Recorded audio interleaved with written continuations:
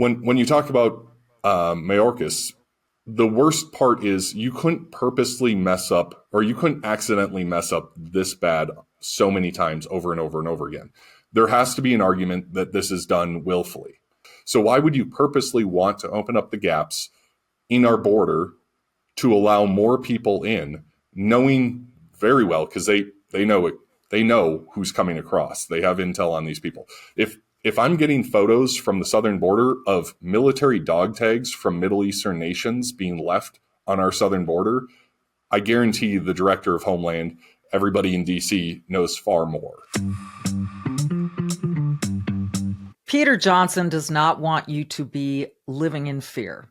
And I'll detail that more in just a second, but you got to listen to this episode of the Michele Tafoya podcast. Are you a subscriber? If not, please hit the subscribe button wherever you're listening, whether it's Rumble or YouTube, Spotify, Apple Podcasts. Please subscribe. We love having you on board so you never miss what we think are always really important, critical interviews. Peter Johnson is with Archway Defense, and he is very well connected, former military guy, former air marshal.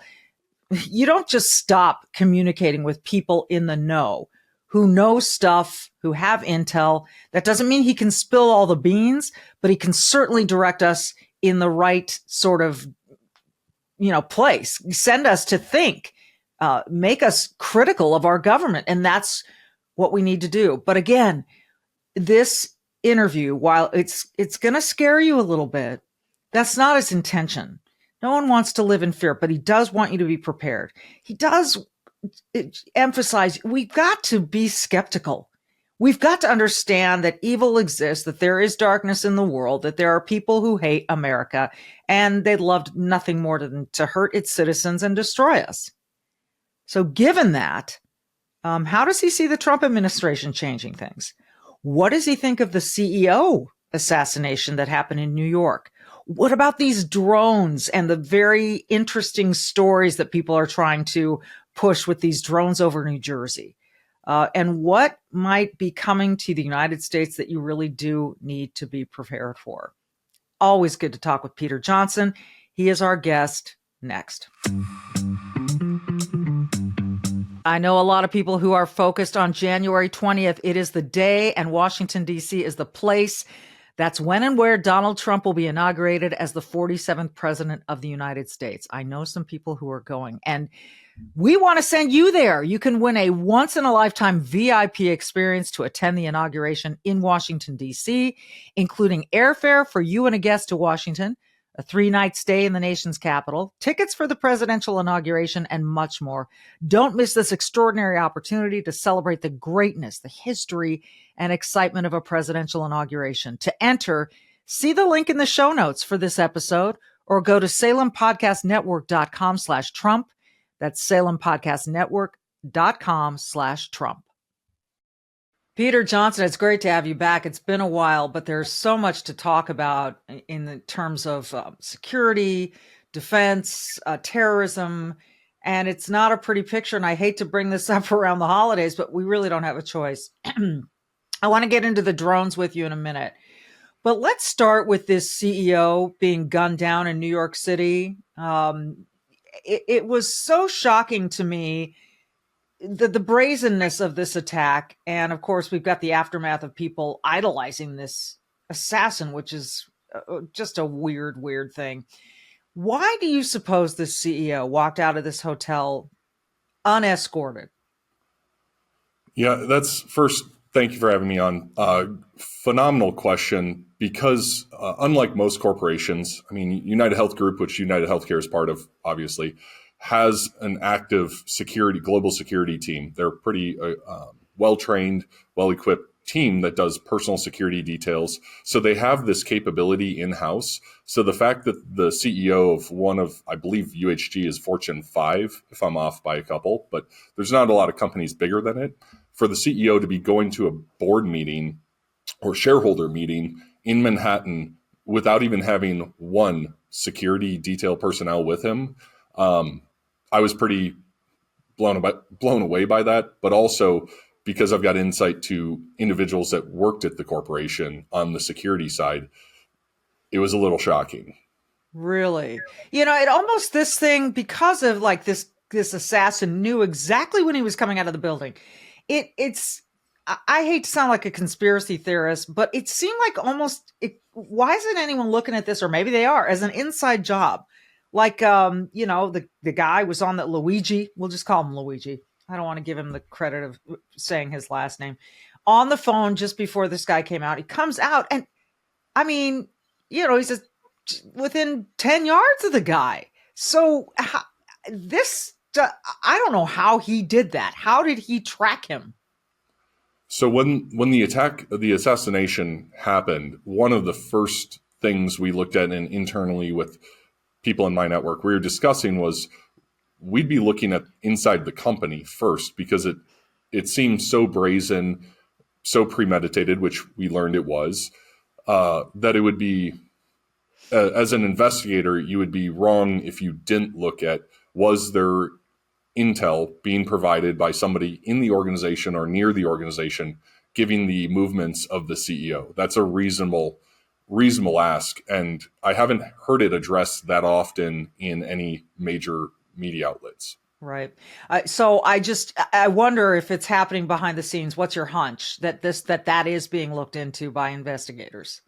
Any investigator worth their salt would have to go down that line of questioning, because of the nature of a brazen broad daylight. Obviously, it was early morning, but in Lower Manhattan, that or Midtown, pardon me, but they would have to be looking into that to see who he was communicating with, and if there was any nexus to individuals within the board, the shareholders, or the company itself.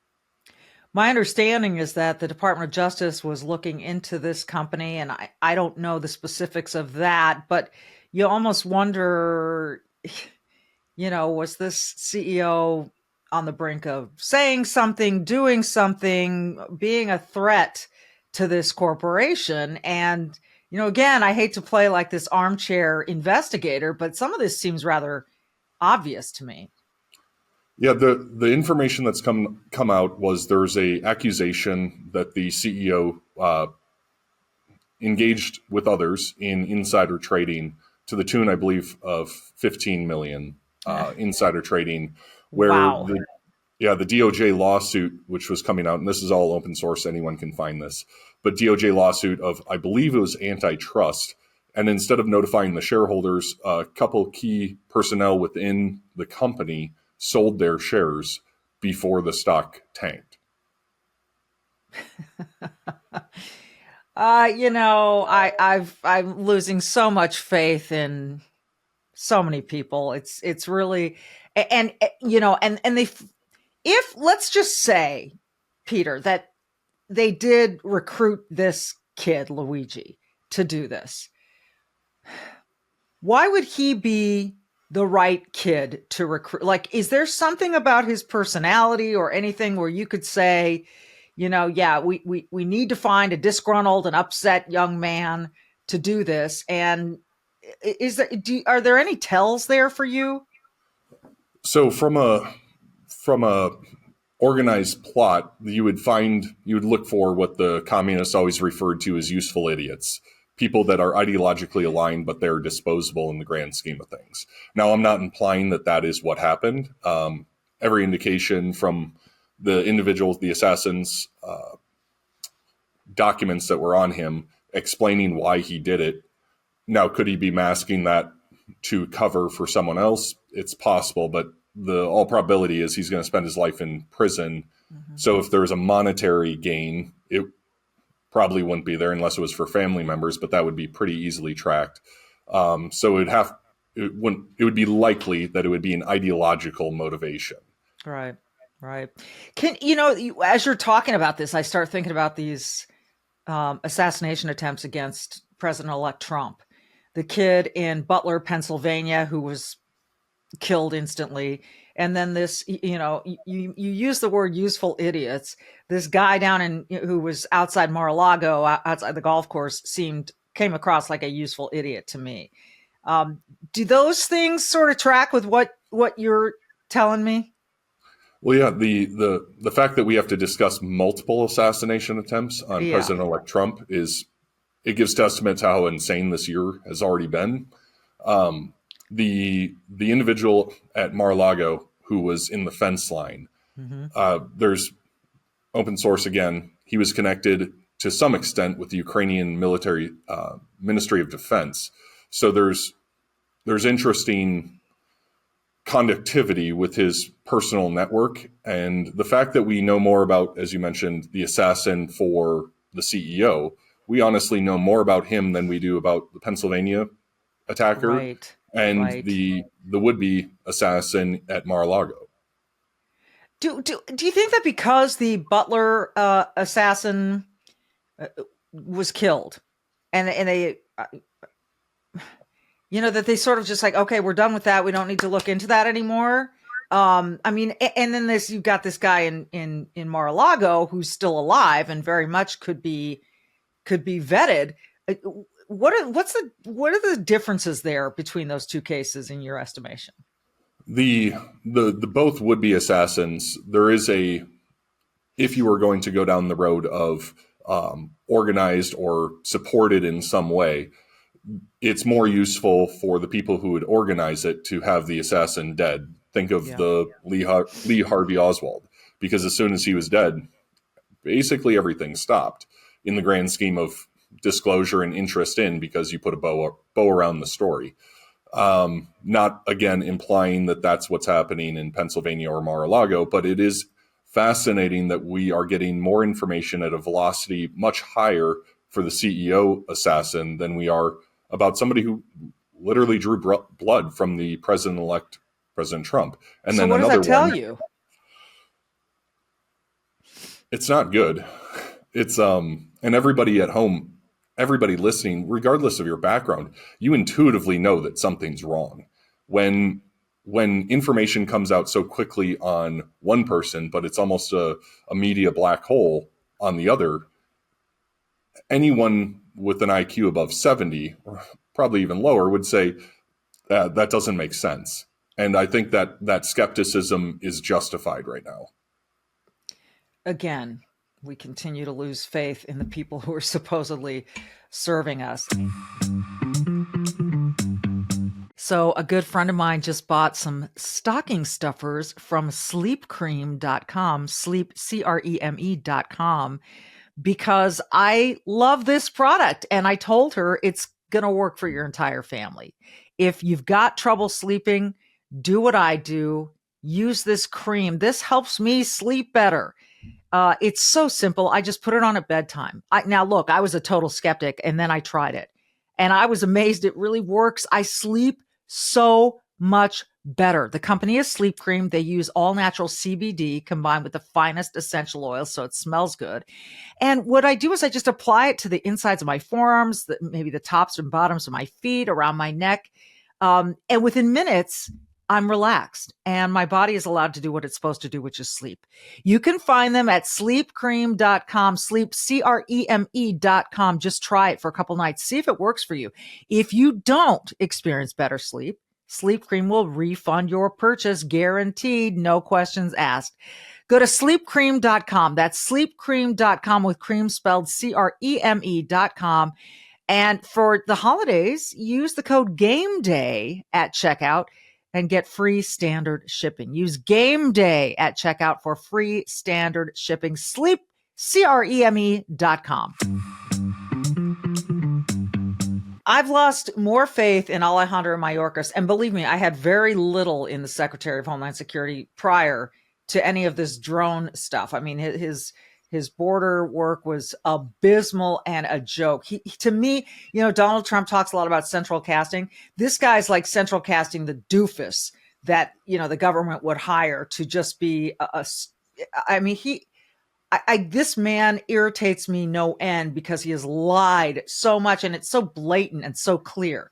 So now he comes out about these drones and says, nothing to see here, folks. We've had these drones for about a month now, flying over New Jersey. We're getting reports of other places, but certainly enough reports, Peter, that where there's smoke, there's fire. I mean, what the hell is going on there? Yeah, so I think there's a couple pieces to it. And it's likely a combination of these. So anytime that the drones are obviously there, clearly, but then there's an overemphasis or sensitive public who's now looking for them and reporting aircraft in pattern as drones, Okay. which then degrades the validity of the genuine concern that everybody in America has of what are these. It wasn't that long ago we had a Chinese spy balloon flying over the entire U.S. and they said the same thing, not a big deal, up until they shot it down somewhere over the Atlantic. Right. But so that's one, that the drones are there, and there is likely some citizens that are over-reporting, which is fine. That's to be expected when people are aware of it. The other piece is some politicians have come out and talked about intel briefs with Iranian drone ships. So let's just take that for a second. Okay. The thought that you could get a small aircraft carrier-sized vessel off the coast of the U.S.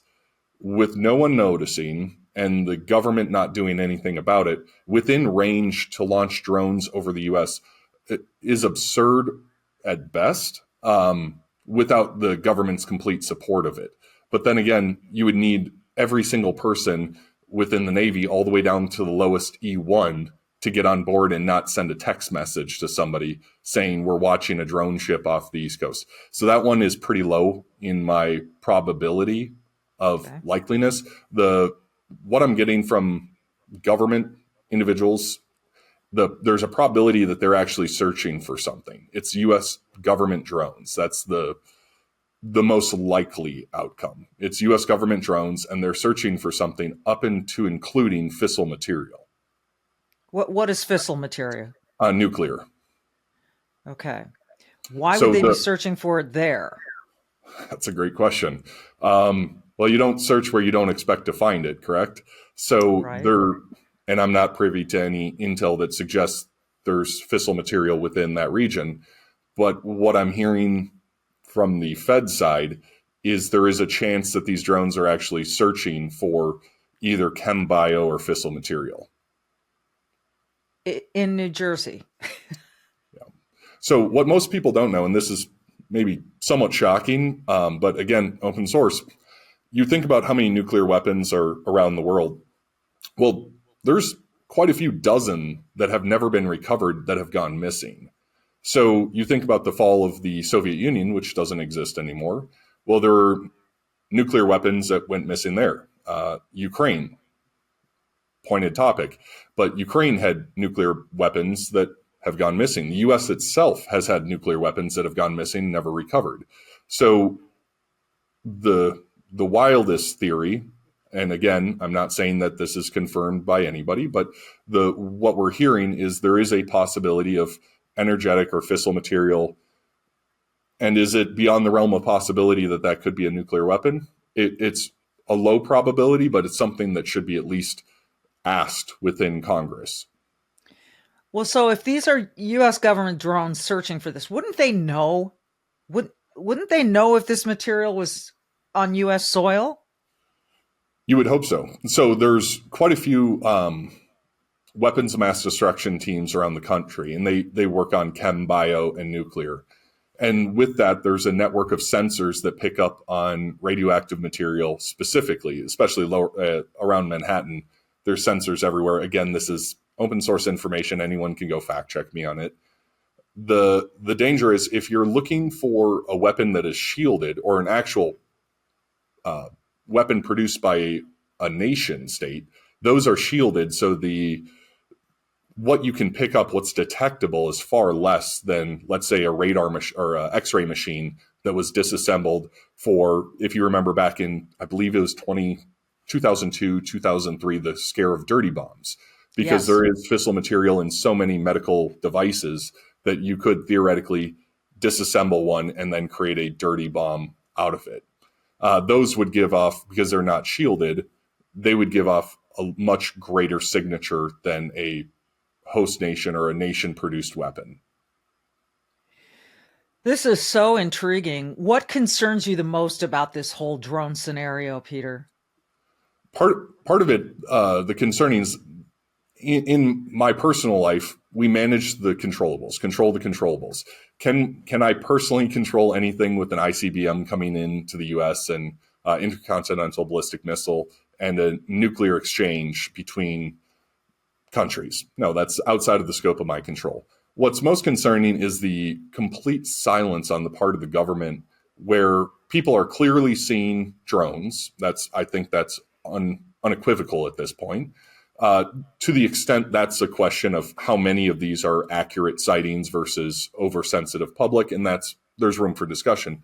My concern is the government's seemingly laissez-faire attitude when it comes to questions regarding the drones. That should raise red flags for everybody. And those red flags would indicate perhaps what? Why would the government be motivated to do this when you've got all of this clamor around it and an administration that has been anything but transparent about basically everything in its purview? Maybe they don't care. They're out in a month. Maybe they just don't care about telling us. But what should those red flags sort of, or what do they indicate to you? To me, it seems, along with the escalation globally of, it seems to be a push for war. If you look historically to 1941, before Pearl Harbor, most Americans, overwhelming majority of Americans, I don't have the stat in front of me, but it was in the 70s, 80s, or 90s, % of Americans did not want to engage in World War II. It wasn't until after Pearl Harbor that public sentiment changed. Now, we know stuff exists like Operation Northwoods, which was horrific. The fact that anyone put this down on paper was presented to President JFK back in the day, and he shot down the idea. There is a documented history of the government or individuals within the government trying to push for global escalation because there's a great movie, the line is, in confusion, there's profit. And as sad as that sounds, every single time, like the Iraq War, Saddam had nothing to do with Al-Qaeda. We all know that. He didn't have WMDs. We know that. I was personally there. And we know now through WikiLeaks that Colin Powell lied to the United Nations. And that's not to step on Colin Powell's grave, but that's a fact of what happened.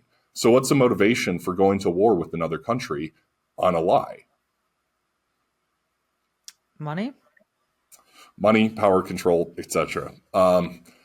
Those are the most, out of all of the things we've discussed, that's the most nefarious line of questioning that we could go down. But there is a historical precedence to say, is there at least a 1% possibility or probability of it? And I'd say, yes, there's at least a 1% because of things like Iraq and Operation Northwood. Wow.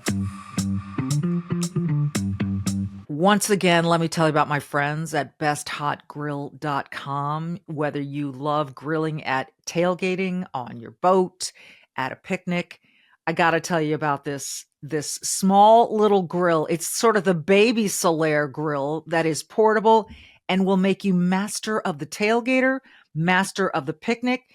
It's also a great gift to go under the tree this holiday season.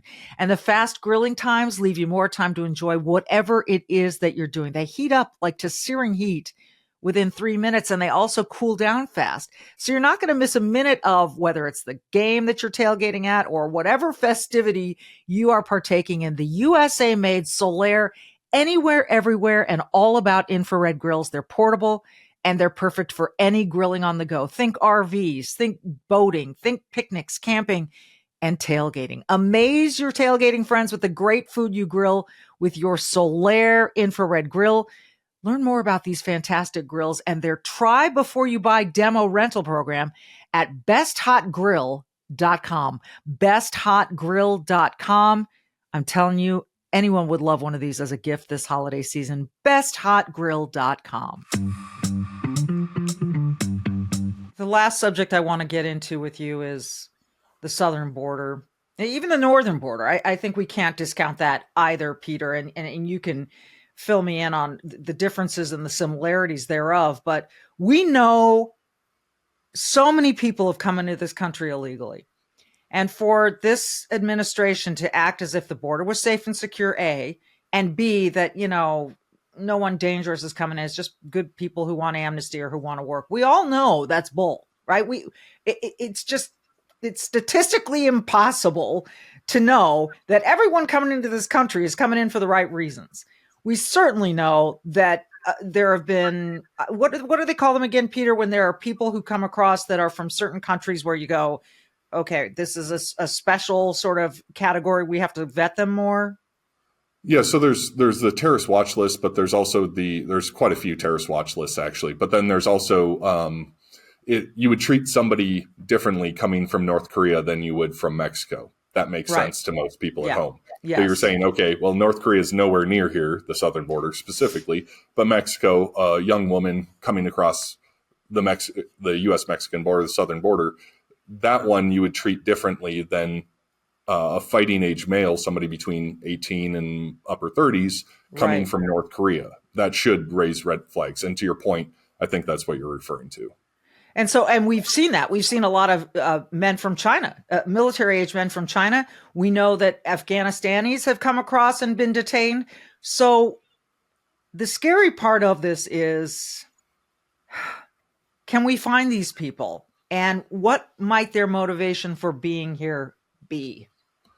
Well, so our company, Archway Defense, we travel coast to coast, border to border, training state, local, and federal law enforcement. So it gives us unique insight into not just one region's law enforcement, what's happening, but across the country. And we've personally trained teams that work on the southern border. We don't work on the southern border, but we've trained the teams that go down there. One such individual, who got nameless, sent me a message, said, I have personally let in over a battalion's worth of fighting age males from China.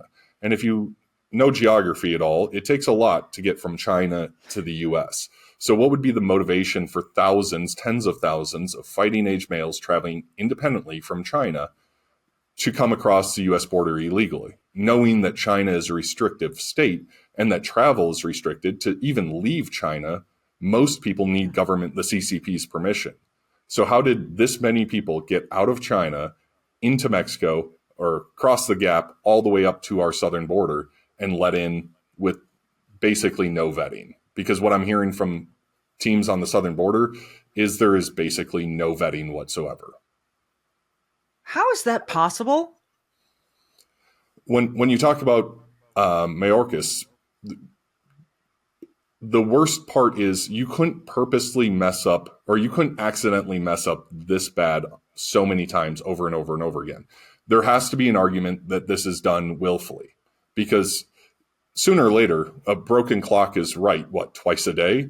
Yeah. They haven't been right on anything. If anything else, they're suing states to reduce their border protection. Arizona had shipping containers. They sued the state of Arizona, I believe is Arizona, to remove those barriers. The buoys in Texas, they sued Texas to remove the buoys.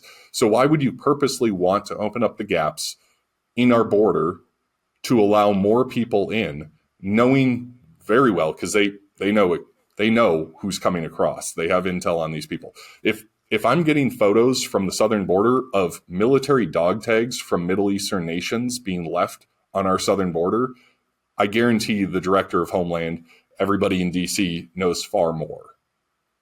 I mean, this is terrifying to me. We can go back to the Afghanistan withdrawal, which most people don't say it that way. They say the disastrous Afghanistan withdrawal, just an embarrassment. And again, the administration tried to paint it as, look, it's the greatest rescue mission in the history of America. Spare us. I mean, what we left behind and the space we left behind. I mean, do we have any idea what's going on over there with the equipment we left behind and with the people who have access to that equipment? No, right after, again, friends, I was former military, so friends in the military, during the disastrous withdrawal, even on X, you could see that, Taliban was posting that they were sending some of our equipment and selling it across each of their borders. And if you look at who borders Afghanistan, they were taking our equipment and moving it across to hostile nations to the U.S. On top of that, we have all of our training sites that were left there. And there's somebody, if you don't know the name, Sarah, I believe her name's Sarah Adams, Pay attention. She's a former CIA targeting analyst who has assets on the ground. One of the things that we left in Afghanistan was our credibility, because we had intel assets on the ground who will never work with us again, ever, because we threw them under the bus. And some of these people are Americans, and they're still, to this day, they're still in Afghanistan. But we lost our intel collection in the region, and that is likely going to come back to bite us. In what way?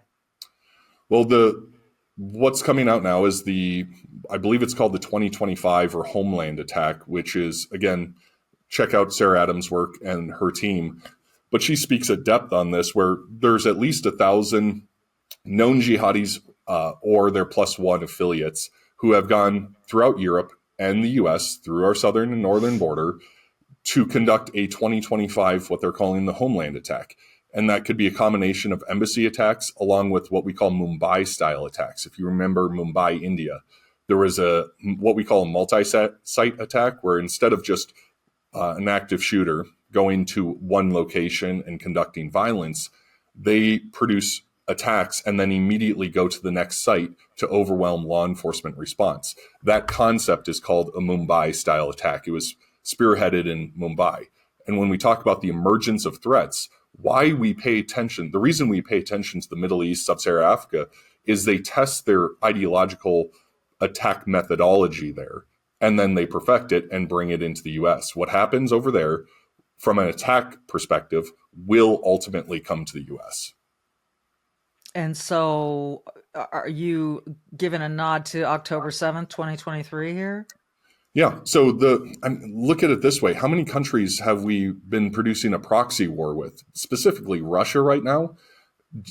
Anybody who thinks that we're going to get away unfazed from providing support to kill Russians is intellectually dishonest at best. And I'm not making an argument whether we should or should not support the Ukrainian war. What I'm saying is our actions will result in other people taking actions. So the probability that Russia would love to repay the favor at some point is not unreasonable. All right. So I'm going to get to another bottom line here before I let you go, Peter. With the Trump administration coming in, how confident are you that there's a major change at hand in regards to all of these threats, in regards to this intel and the way that we respond and prepare? Well, I think there is a good chance that the business of government will get back to government as best as it can with the sabotage that's happening inside of DC against his administration already. But the business of government is simply to keep its citizens safe. Priority number one. Right. Not to tell them whether or not to say happy holidays or Merry Christmas. That has nothing to do with the government. The job of the government is to keep our nation and our citizens safe. So if we can go back to that core mission of our federal law enforcement, our military, I think we'll be in a much better situation. That being said, so much damage has happened over the past couple of years that I hope I'm wrong, but I don't see a situation where the U.S. does not get attacked in some way. Are you talking about 2025? That's the most logical one that's been coming up, yes. And you are pretty well connected, and I know you're not allowed to speak to us on everything that you know, but I mean, you say this with a good amount of intel behind you, correct? Enough to say that people should be cognizant of what's happening in the geopolitical space, that our actions, our government's actions, have consequences. Opening the border for so long, pouring people in, funding NGOs that actively support the invasion of our southern border and now our northern border. Obviously, nobody pays attention to that anymore, but there are people pouring in across the northern border on top of it. Those types of actions, there's consequences for those. Unfortunately, the people who have to pay the consequences of that are the American taxpayers, who overwhelmingly do not support an unmitigated disaster of open borders. Oh, that is that. I think that's why Trump was elected. I really do. I think everyone said the economy, but I really believe everyone wanted to feel safe. I hope that we're safer than we were. I have to believe it. I know how uncertain things feel right now. Prices are up, the markets are unpredictable. You're hearing whispers about World War III. And like a lot of you, I wanted to understand how to prepare my portfolio for these turbulent times, which led me to learn more about American Independence Gold. And let me just give you something to look forward to at the end of this podcast. We're going to talk to American Independence Gold. You'll get some insight about how gold and silver really work, because gold and silver have historically stood the test of time through wars, recessions, market crashes, because they're not just investments, they represent stability and peace of mind for families like mine. And right now, I'm holding a gold bar from American Independence Gold in my hands. It is real, it's heavy, and it could be yours when you open a gold IRA with $10,000 or more. American Independence Gold is a veteran owned company that supports our military families and first responders. Plus, they cover custodial fees for life on qualifying accounts. So take your first step toward diversifying your portfolio today with American Independence Gold. Text the word gold to 717767 for a free investment guide. Again, text gold to 717767.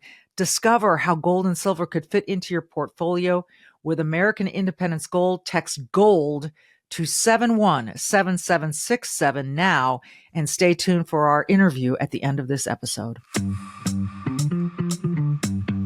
Last thing before I let you go, you guys, your company Archway Defense was based in Minnesota and you moved to Montana. Why? Great question. Well, the election gives some clarity on that. Just as the United States rejected walls, so did we. Ultimately, and you're in Minnesota. You know Minnesota well. I born and raised military. I left for the military, came back, finished up my undergrad there, all that fun stuff. Then left for the Air Marshals, came back, started the company. But it got to a point where they as in the Minnesota government, were passing so many laws for business that I honestly didn't know how to comply with all of them. And it got so egregious that at some point I said, why am I doing this? Why, Yeah. like, this isn't our job. So I met the governor of Montana at SHOT Show this year, actually 2024. And he gave me 20 uninterrupted, just the governor and myself, and one of my brothers was with me, giving his vision for the state of Montana to become the most pro-business state in America. And the vision was compelling enough that ultimately we moved everything out here, me physically, got a house here and moved our businesses here. We just had a ribbon cutting a couple days ago. Well, congratulations. It Thank you. brings up all kinds of images of last night's season finale of Yellowstone for me. But I wish you luck. And it's amazing. We know for a fact that a lot of people are leaving Minnesota. And the majority of them, they're the higher earners, and they're leaving behind just a Tim Walz disaster. So I wish you luck, and I'm going to stay in touch with you, Peter. It's always amazingly informative to talk to you. Thank you so much. As always, thank you for having me on. You can find him at archwaydefense.com. He is Peter Johnson. They do a lot of training, a lot of educating. It's important, as you can hear. He is brave. He does good. So like I always say at the end of my podcast, be brave, do good, like Peter Johnson. And we will see you next time.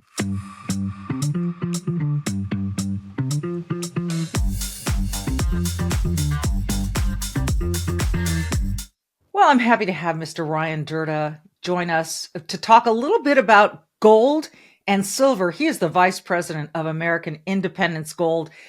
Mr. Durda, thank you so much for joining us. I have so many questions for you. I think when people are inundated with messages about gold and silver, what is it about you and your background that you think people should know if they're going to buy gold from you, why they should? Oh, it's a great question. I got sent down a rabbit hole many years ago to learn the history of gold and silver and monetary history. And that rabbit hole came as a result of one of the economists that I studied early on in my career was so spot on about so many topics, except gold and silver. He kept getting it wrong all the time. And I was so intrigued of why is it he's so good and so accurate on so many topics, but he keeps getting this one wrong. Yeah. And that's literally what made me open the doors to say, I have to figure this out. Right. And what I came to learn, honestly, just through all my experience and my study, and I think I became a little obsessive in studying why he was wrong and learning about gold and silver. He was simply looking at it through the wrong lens. And when I discovered he was looking at it through the wrong lens, that changed everything. And when I say he was looking at it through the wrong lens, he was viewing gold and silver just as commodities. Because in the Wall Street system, gold and silver are labeled as commodities. Right. Whereas historically and per our Constitution, gold and silver by definition are money. Okay, so what's the difference? Because that's the first thing that comes to my mind. Well, money, commodity. What is the difference? Sure. So let me first define money versus currency. Okay. So they carry the same attributes, right? So both money and currency are a medium of exchange. Okay. And then I give people, just to help them recall or remember, just think of like a PDF file. Okay. They're portable, durable, divisible, and fungible. However, what sets money apart from currency is by definition, money is a store of value over time versus the currency, the dollars that we carry in our pocket do not hold value. They're an inflationary liability. So over time, as more and more currency is created, the purchasing power of that currency weakens versus gold and silver. Because obviously, value. Right, because we always talk about, you hear about printing money in DC, they just keep printing money, and that makes the value obviously go down when there's more of it. So gold and silver are finite, correct? I mean, we know across the globe they're a finite resource. They're a finite resource in the sense that there's only so much gold and silver above ground, right? And new discoveries are made for mining new gold and silver to bring it up out of the ground.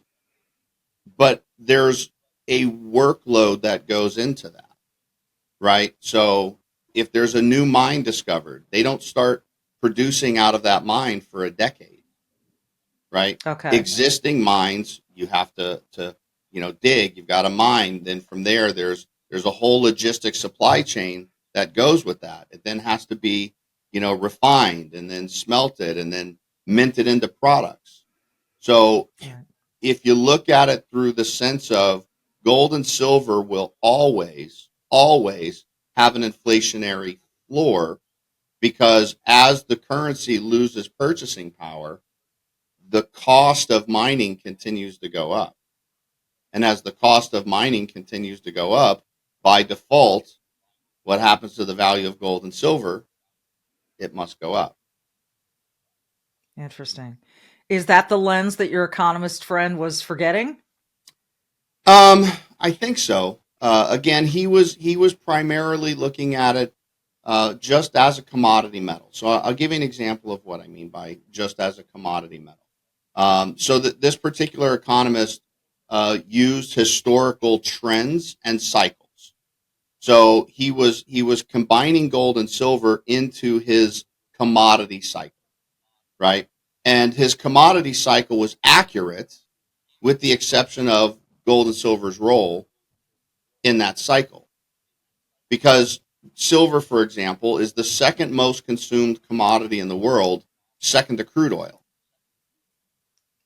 However, most of the silver that's been mined out of the ground today, 80% of it is gone, because it goes in electronics. It goes in everything that we use every single day. Yeah. You can't have a pot of coffee this morning without silver, right? But another part that I believe is highly overlooked is besides just the everyday use of it being a commodity metal, it's also highly used in the military industrial complex. So, for example, a Tomahawk cruise missile has 400 ounces of silver in every warhead, Wow. right? And think about how many of those are firing off around the world right now. And that silver we're never getting back. It's not coming back. In other words, those warheads can't be recycled. That silver can't be reclaimed. Exactly. It's blown up I'd into like the to ground. believe it can. Yeah, no, it's blown Okay. up into the ground. Okay. Yeah, I mean, there. Don't get me wrong. I mean, there's means. I'm sure Yeah. if you go to throw away a laptop computer, that there's recycle centers where you can go and take it. I learned many years ago. Hunter should have thought of that. There you go. Something I found fascinating many years ago. When I say many years ago, this was before I ever entered the world of finance. I actually had an old client who that's what he did. He recycled precious metals. And one of the parts that I found interesting is X-ray film. The back of X-ray film, they wash it, and they wash all the silver off and refine it and turn it back into precious metals bars and coins. Wow. Right. That was interesting. Wow. That is interesting. I mean, it's a fascinating field. And like I said, people are inundated with messages about investing in gold and silver. Let me make it a little more timely, if I can, Mr. Durda. We've just had an election, November 5th, Donald Trump, pretty much overwhelmingly, right? We could call it a landslide since it was the popular and the electoral vote. How is that, his coming administration, do you think, going to impact gold and silver? So let me start by saying that one of the first major impacts recently to the gold and silver market was from the previous administration, right? They sanctioned Russia for going into Ukraine. And when they did that, they in essence prohibited Russia from using the US dollar. And their intention was to try to crash the Russian economy. But it didn't play out that way. And part of the reason why it didn't play out that way was because in a strategic move, Putin, in essence, backed the ruble by gold and began to accept trade, for oil example, in gold settlement. So this is one of the reasons why we've seen now the price of gold steadily increase over the last several years with very few pullbacks. Because in essence, what happened is now the world has been completely divided in global trade. And we now have potentially competing with the US dollar as the dominant global reserve currency, the BRICS nations and the proposed BRICS currency in global trade settlement. And what has made that BRICS currency attractive is that it's ultimately redeemable by gold. Now, it hasn't been officially launched, so a lot of it is just information that comes out from finance ministers and planning and so on and so forth. But under the surface, all the payment rails are in place for there to be a means of global trade from the East versus the West. So to get to the direct answer to your question, my biggest concern with what could play out with Trump stepping in is he's talking about 100% tariffs on the BRICS nations. And I think Donald Trump is a genius businessman. But I've studied economics for almost 20 years now, and I've been trying to wrap my head around how is this good, right? And again, trying to think from the mind of Donald Trump because he plays 5D chess, right? Yeah. My concern, my initial concern is what we're gonna see at first is we're probably going to see inflation worsen initially if these tariffs are in fact imposed, right? Because in essence, what it's going to create are trade wars, right? Well, those trade wars will then create more global uncertainty. And as a result of this global uncertainty, it further creates the divide of the East versus the West. And if we look at what's been taking place on a global economic scale and through the lens of the global central banks, we've seen the global central banks, especially the Eastern central banks, dumping their exposure to U.S. Treasuries. And in turn, filling their bank balance sheets with physical gold. And recently, Russia announced that they're going to be adding silver to their bank balance sheets alongside gold as a monetary metal. So when we watch these actions taking place between the East versus the West and the global central banks, it creates concern in the sense that the current BRICS conglomerate is a total of 9 countries, and they have 13 confirmed trading partners. Now, of this conglomerate, their total GDP is $10 trillion greater than the U.S. Their population is 4.5 billion people, so more than half the world. And they produce 60% of all the commodities, all the things that we use. They produce the majority of it. So when we start trying to threaten them with, well, you can't trade with us anymore unless you pay this exorbitant tax, my concern moving forward is that, okay, they simply say, well, we don't want to play in your sandbox anymore. We have all the means to not have to trade in your U.S. dollar. We can trade oil outside of the U.S. dollar. We can trade food outside of the U.S. dollar, electronics from China, natural gas, you name it. They have all the means to basically say to us, okay, well, if you want to tariff us 100%, then we're just not going to use your dollar anymore. So I'm curious to see how that ultimately plays out. But at the end of the day, because of that uncertainty, it's only going to drive more people at a global level into gold and silver until this is figured out. And until this is figured out. And that's what I want to wind up with you here. And we will have you back. But I want to finish with this question because listeners, I think, are very curious.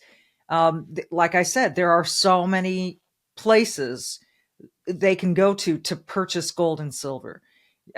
Clearly, you're in the weeds of knowing all of these ins and outs. And with that extensive knowledge, I feel like this is why I lend my name to you and endorse you.